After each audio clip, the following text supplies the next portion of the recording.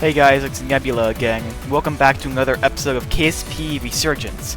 A little earlier this time, just because I had more time on my hands. I'm hoping to do bi-weekly uploads, so hopefully I can stick with that. So, last episode we went to Olia, so that means we've landed on all of Sanctar's 3 moons. The next body we'll have to land on will have to be an interplanetary destination, but before that, I want to do some things that remain in Sanctar's sphere of influence. Right now I'm constructing a space station that I plan to send to Olia. I'm using a bunch of mods, because the hitchhiker module. It looks like a hitchhiker, but it's called like the I forgot what it's called, but it has like a little RTG in it. The itinerant command crew module. It's kind of like a hitchhiker, but like more for storage, less for Kerbals. It's from a near future spacecraft. A bunch of the other mods are from a Stock-alike space station expansion Redux, so it's a really good mod. The Dres is from near future construction, so those are all great mods I would recommend. So may you like the intro I did. I chose some music from the Calamity mod, which is a Terraria mod if you don't know.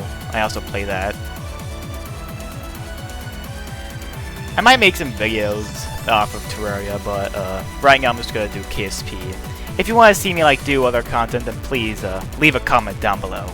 And while you're at it, please like and subscribe. It means a lot to me. So we may be wondering what the purpose of the station is. It's just gonna be able to grind science. It may kind of act as like a base we can return to when we do some more missions to Olia. Because I definitely want to make an Olia SSTO, because that would be amazing. But unfortunately, we do not have the science for that, so we're just going to have to stick to less ambitious missions for now. So, I'm wrapping up the construction of this. I'm going to give it a name now. Now, I spent a lot of time figuring out what to name this. I decided I was going to go for Olia Orbital Science Station or Space Station, so AOSS. But then I felt like that wasn't too original, so I just decided to scrap it and change it. I had to figure out I'm not really good with naming things, to be honest. I eventually decided to name it Orbital Olia Research Station, or O.A.R.S. It was going to be Olia Orbital, but then I realized I could swap the O and the A, getting an actual word, so that's pretty nice. It doesn't really make too much sense when you spell it out, but I like the acronym, so it's staying. I decided to add some more batteries just in case we so we don't run out of electric charge on Olia's night side.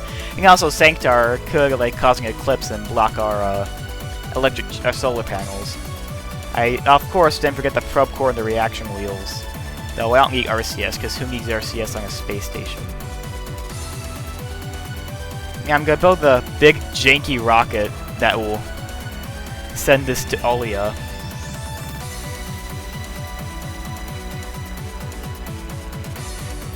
Procedural fairing being really useful as always.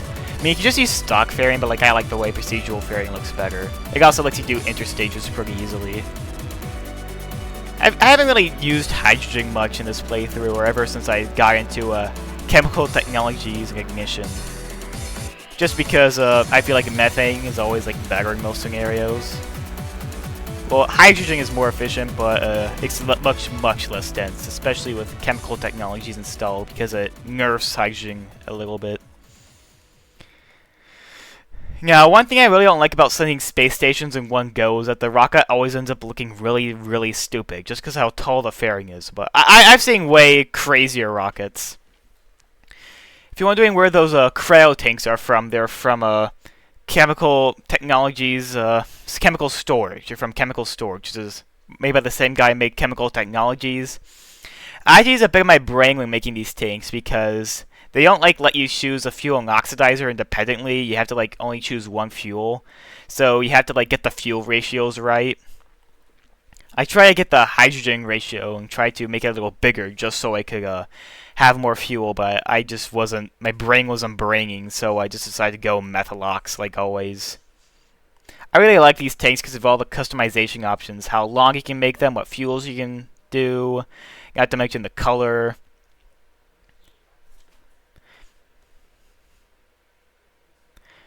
I wanted to go with these engines, but then I didn't want to do it because they wouldn't fit in an engine plate. So I just decided to do a more compact engine.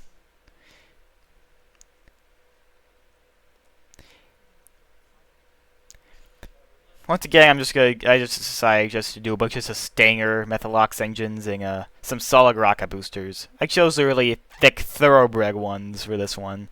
I'm gonna use a thoroughbred much because usually most rockets I like to use I either use a Pollux one, which is like the 1.875 meter tall one, or I use a Clydesdale if I really need the power. I never end up using the thoroughbred because of that. Now, we are actually using some of the new Kerbal applicants I had on a forum. It's a forum where you can apply for make Kerbals. Our space station isn't very safe because we don't have a launch escape system, and our Kerbals could die, so I guess it's better we don't think about that. Yeah, there's a little flashback of a failed attempt there. I thought that was funny. I had to launch this rocket a few times because that fairing made it really not aerodynamic. Well, it was kind of aerodynamic, but it had a habit of tipping over if I dared to pitch too far up or down. Now, back to the Kerbal application. If you want to have you appear as a Kerbal in KSP Resurgence or any other of my series, there's a form in the description, a Google form that you can fill out, and I'll add you to the Space Center, and perhaps send you on a mission. I must also mention, like, I have a spacesuit mod. It's called Phoenix Industries. It adds a few parts, but I don't use them. I only got the mod for the suits. And, yeah, we did lose a couple of engines there from the booster separation, but our rocket is still fine. It's still balanced in terms of center of thrust and center of mass because it took 2 engines symmetrically. So, back to the application form. They actually the suit mod is called Phoenix Industries. It has a bunch of suits. It has a few special ones, but I'm only letting notable KSP players like YouTubers, mod developers, or personal friends of mine use those. So if you are like a notable player, then you can actually have more suit options, which is pretty cool. But you can also choose your job and like your courage and stupidity. But like anyone can do that. So please, enlisting Nova Aerospace today, please, I beg you. That's the name of my space agency, by the way. To be honest, I feel like I overbuilt the first stage because it ended up getting into orbit. It's technically an SSTO, but not necessarily because of those solid rocket boosters. I probably should have waited to deploy the fairing because I'm going to burn retrograde just so this big booster doesn't stay in orbit.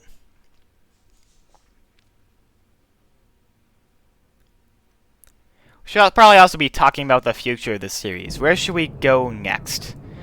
The 2 most adjacent bodies to Sanctar are Trom and Valhilheim. Valhilheim is closer to Harmonia, which is a star. It has a thin atmosphere, but 8 Gs of gravity. The atmosphere is super thin, but thin enough to be able to aerobrake and use parachutes. I believe I'm going to do that next, because in another playthrough of this, just testing the waters with Celestial Harmony, that was my first interplanetary destination, and it actually worked out pretty well. I feel like Trom is just a dwarf planet. It's really hard to get to, because it's kind of inclined, similar to Dres. Yeah. It also has 3 moons, so that's pretty cool. Yeah, we get to Science Max Trom, but not right now. There's also Rack, which is from Proxima's better Dres. Usually, if you have the stock system, it'll just revamp Dres, but if you have Celestial Harmony, it adds Dres, or now it's renamed to Rack when you have Celestial Harmony installed. So you get to land on Dres. I made a joke about this in a previous video, maybe because everyone thinks Dres doesn't exist because it's a temporal anomaly that ended up teleporting billions of years into the future, so that's going to be pretty cool to visit later. Now we are finalizing our trajectory to Alia, which is pretty neat. So we're approaching now. I'm not gonna go into Trom until later because I want to do a grand tour of the Trom system with like a advanced interplanetary vehicle. I'm probably gonna do like a fusion powered vehicle because I don't see those enough in the early game. Like in all of the other series, I see like not necessarily, but people always use fission rockets instead of the fusion ones because they're always better. You always unlock them earlier. I mean, it's gotten a little less OP with the pulsed fission drive getting moved a little later in the tech tree in far future technologies ever since the Orion drive came out. The Hamilton, it's called, I believe. I'm probably gonna do like a fusion power craft just because it'll be a bit more unique. But finding the helium-3 is gonna be a little difficult. I mean, the first engine you unlock that uses fusion can use deuterium and lithium only. But if you add like helium-3, it just gets better every single way. Now we are orbiting Olia, and we are getting tons and tons of science. It's pretty cool. Get to use that science for many, many great things.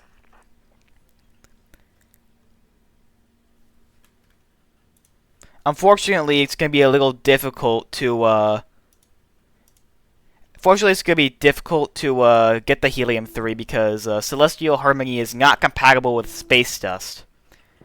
I mean, of course, I could use the regolith harvesters, but that'll take ages. I'm thinking about like making a patch for Kerbal Colonies, which basically allows you to make a colony and have the colony have drills. The good thing about the colony is that it uses Kerbal constructs and has 0 parts.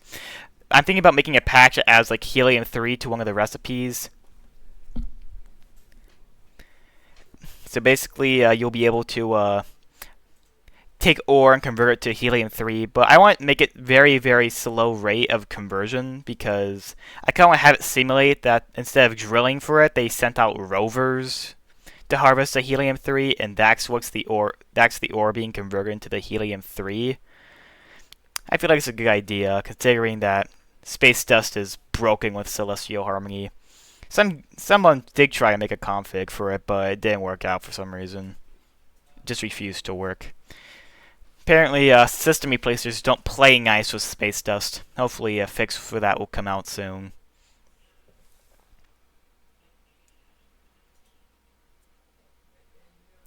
Being honest, I feel like system replacers are really underrated.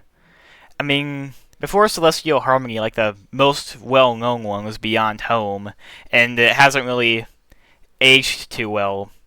I mean, it is getting an update eventually that will update it to the latest graphic mods, stuff like volumetric clouds, parallax continued, but I don't think that'll happen for quite a while.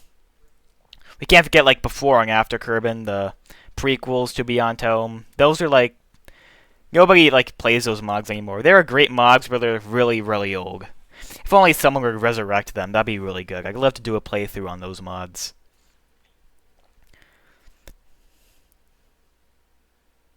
System replacers are also like not the most stable because they aren't really compatible with a whole lot of other mods, like previously mentioned Space Dust. Because some of the mods just panic when the stock system doesn't exist. Well, Kerbin still exists in the files because Sanctar, I believe, when you have a system replacer, you have to have the home world being labeled as Kerbin in the game files, but the display name, the appearance, everything about it can be different. It just has to be called Kerbin in the files. So I suppose Celestial Harmony is like the best system replacer that's currently out as far as I know. That's updated to everything. I was gonna use just plain old hydrogen for like this entire rocket, but then I realized I unlocked pentaborane as a propellant, which is able to be used as a better hypergolic propellant. It's from chemical exotics. And pentaborane, in case you didn't know, is extremely toxic. So I was planning on building this rocket completely with pentaborane and launching it in the desert, but Celestial Harmony doesn't have a desert launch pad. I do believe it has a runway, but not a launch pad. So I guess you're going to have to risk exposing the Kerbals to some very, very nasty chemicals. But they're Kerbals, they don't care. You can literally shine a beam core antimatter laser at them and they'll not even care. So I suppose it can handle just a little bit of very deadly chemicals.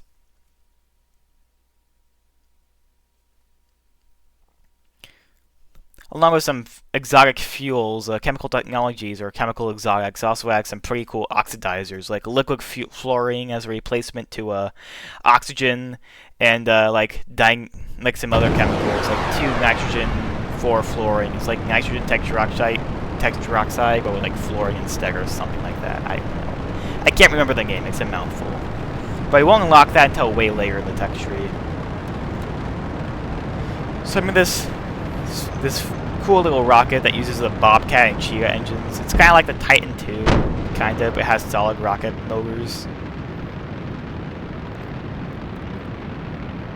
Fortunately, these rockets aren't really aerodynamically stable, so I had to have those massive fins.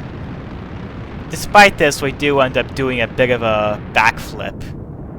There we go. But thankfully, I was able to regain stability. Thankfully, this is the last backflip. So maybe wondering what the probe I constructed is for.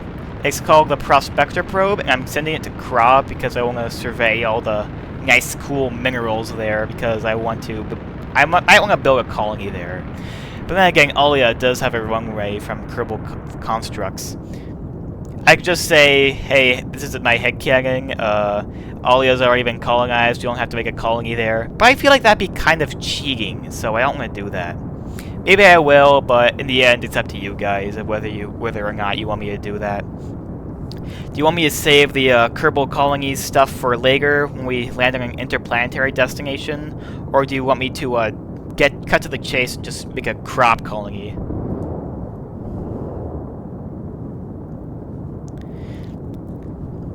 Now, pentaborane, if you are familiar with it, burns green, like a bright green color, like all boron fuels do. Fortunately, chemical technologies do not alter the waterfall plumes or any engine exhaust colors of the engines you're using. At least for now. Hopefully an update will come out later.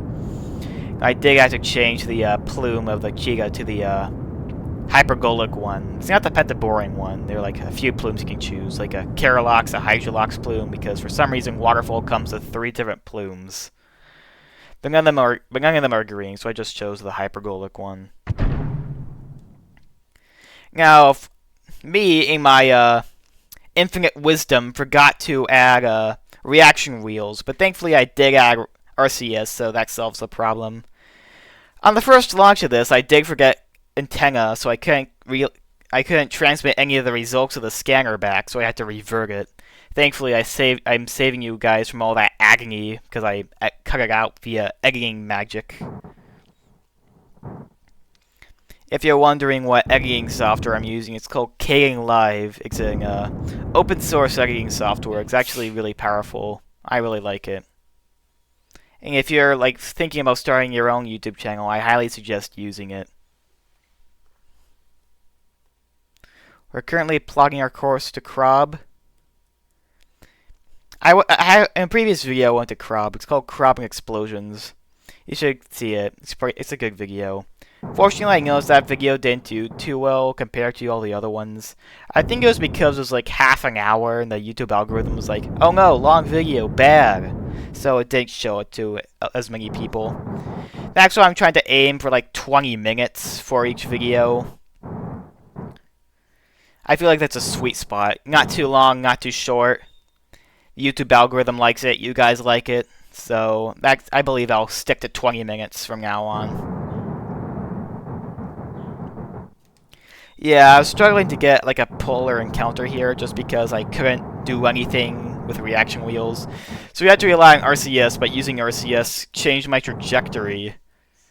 I swear I had my RCS aligned with the center of mass, but I guess the fuel drain had other ideas. Oh well. You know, it's probably because I'm still using the lower stage, actually, now that I think about it. Silly me. I will have to do a little bit of orbital maneuvering here just to get a good orbit.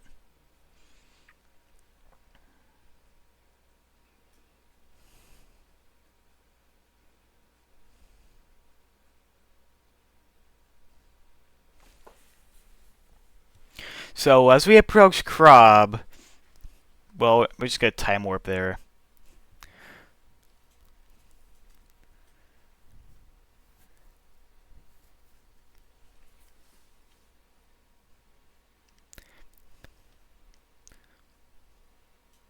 But I can't wait to unlock more tech and start going interplanetary and eventually interstellar, because I am doing that. I will be doing that.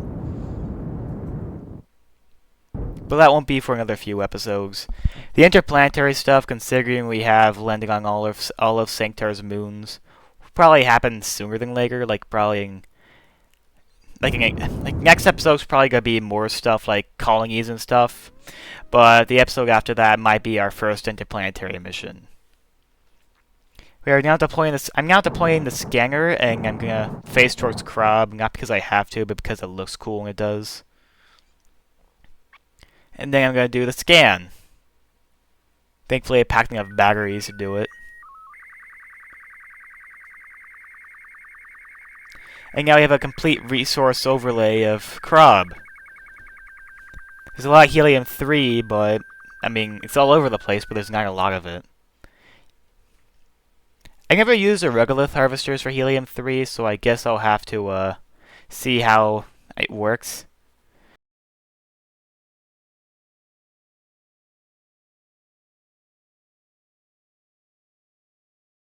This is a cool little cinematic shot, kind of. Tried to do a cinematic here, but it didn't work out so well.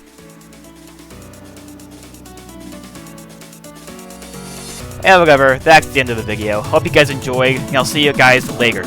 Bye!